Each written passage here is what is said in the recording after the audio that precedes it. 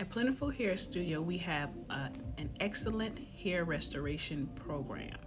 Now, the thing about hair restoration is a lot of the times people are very leery of it, and because they've seen so many things and heard so many different things. And the reason that you have is because a lot of the times when people have tried to get into any type of hair restoration program, they did not determine and treat the root cause of the hair loss. And if you don't treat the root cause, how can you have a hair restoration program?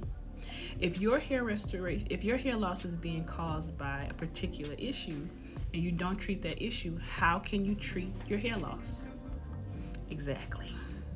So a lot of the times you're going to go online, you're going to see, well, this oil did this and da-da-da. And don't get me wrong, there are oils out here that can stimulate blood flow, increase blood flow, and in that area you can have results in that area, which is amazing.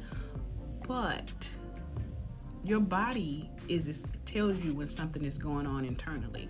So even though you might have temporary results, but if that condition is still ongoing and its effects are still ongoing, then your hair loss is going to return. It is inevitable. But there are ways that you can treat your hair loss in that condition in conjunction with in-office treatments to help you restore your hair.